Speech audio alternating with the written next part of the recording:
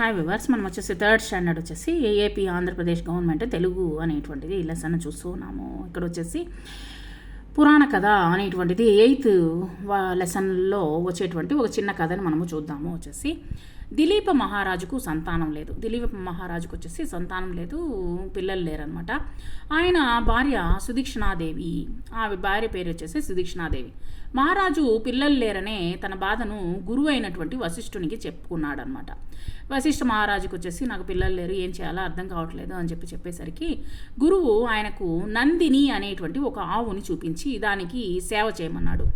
కాబట్టి ఆవు అనేటువంటిది మనకు ఎప్పుడూ వచ్చేసి చాలా విశిష్టమైనటువంటిది. మనం వచ్చేసి సేవ చేసుకునేదానికి తగినటువంటిది అనమాట. ఎందుకంటే ఆవు స్వరూపంలోనే ఆ సకల దేవతలు ఉన్నారనమాట.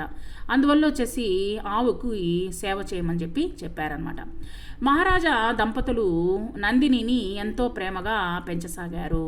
సరేనేసి మహారాజా దంపతులు వచ్చేసి నందిని అనేటువంటి ఆవును వచ్చేసి చాలా ప్రేమగా పెంచారు. దిలీపుడు ప్రతిరోజు స్వయంగా దాన్ని సమీపంలోకి అడవికి మేతకి తీసుకుని వెళ్ళేవాడు అనమాట ఆ యొక్క ఆవుని. ఒకరోజు ఎప్పట్లాగానే దిలీపుడు నందినిని అడవికి తీసుకొని వెళ్ళాడు. నందిని మేత మేస్తూ దారి తప్పి ఒక సింహం గుహలోకి వెళ్ళిపోయింది. నందిని చూసినటువంటి సింహం తనకు ఆహారం దొరికిందని సంబరపడిపోయింది.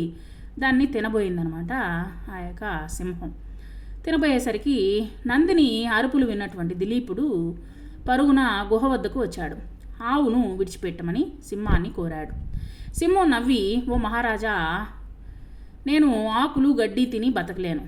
నా ఆహారం జంతువులే కదా, నీకు తెలిసిందే కదా, దేశాన్ని ఏలేటువంటి రాజువి, నీకు తెలీదా అని చెప్పేసి, మరి నన్ను ఏం తిని బతకమంటావు, నువ్వే చెప్పు అని చెప్పేసి అడిగిందనమాట ఆ యొక్క దిలీప మహారాజుని. రాజు ఒక క్షణం ఆలోచించాడనమాట.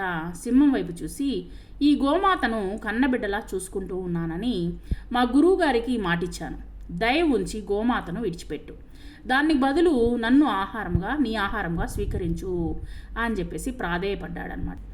దిలీపుని ఒక మాటలు విని సింహం ఆశ్చర్యపోయింది. నీవు బతికి ఉంటే 1000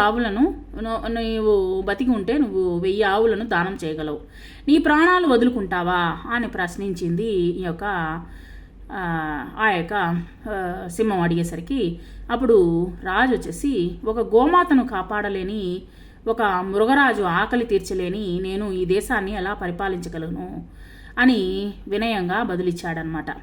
సింహం సరేనంది. రాజు కళ్ళు మూసుకున్నాడు. అంతే, అతనిపై పూలవాన కురిసిందనమాట. రాజు కళ్ళు తెరిచి చూస్తే దేవతలు ప్రత్యక్షమయ్యారనమాట.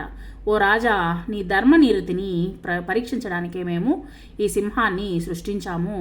నువ్వు మా పరీక్షలో నెగ్గావు, ఇక నువ్వు నిశ్చింతగా వెళ్ళవచ్చు అన్నారనమాట. మహారాజు వారికి నమస్కరించి నందిని తీసుకుని ఇంటికి వెళ్ళాడు. కొన్నాళ్లకు ఆ రాజుకు ఒక కుమారుడు జన్మించాడు. అతనే రఘు మహారాజు. ఈ వంశం వాడే శ్రీరాముడు అని చెప్పేసి ఈ యొక్క కథ ద్వారా ఒక చక్కటి కథ ద్వారా తెలుసుకున్నాము. Thank you very much.